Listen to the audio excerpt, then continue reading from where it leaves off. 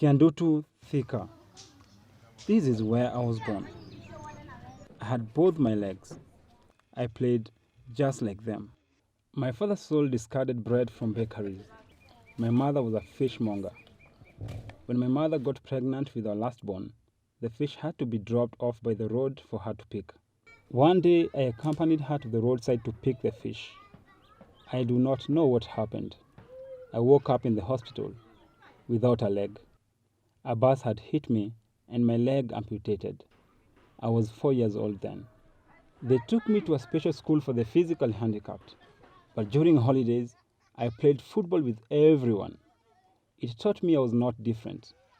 They called me La Liga because I loved the Spanish league. After high school, my parents could not afford to send me to college. I came to the city. 2005, I joined the national wheelchair basketball team. But every time inafika time ya kwenda games wanasema Dalmas, wewe ni young, wachia wengine waende. You have so many years to play, so I got impatient and nika quit basketball. And I started swimming. 2006, I competed and qualified for the Commonwealth Games in Melbourne, Australia. At the last minute, the government said they had no money to send the 6 of us to the competition. I wrote to the newspaper that Valentine's Day expressing my anger. They published it. I joined Pamoja Dancers in 2008. In music and dance, I found joy, happiness, freedom. I danced locally and internationally in France and in Australia. Then in 2010, I met Mehmet Turkesh, former Turkish coach who was in Kenya.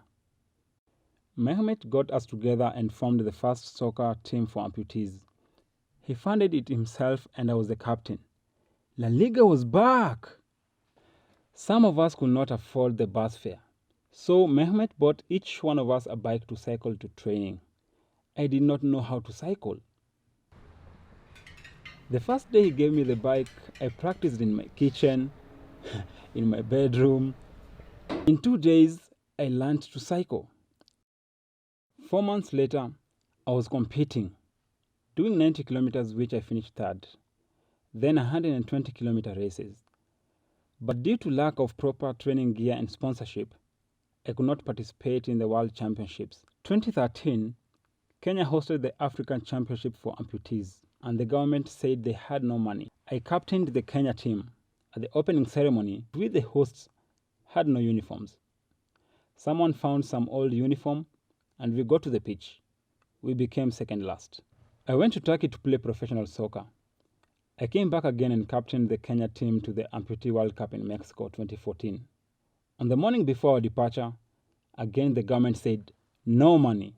I led my teammates in camping at the minister's office in full glare of the media and were given flight tickets with the promise government officials would come to Mexico to settle our welfare.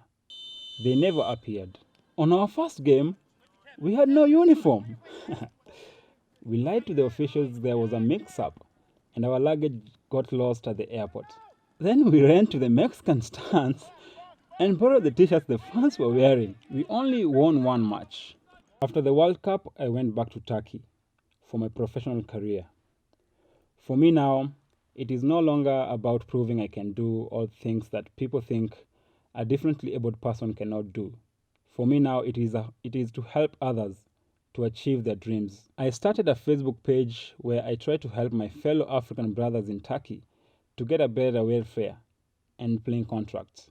I wish to push other countries, including European ones, to have professional amputee soccer leagues. I keep one foot ahead, not because I only have one foot, but because in my mind, I am not disabled. I am just differently abled. We all have to believe in what we can do and achieve it.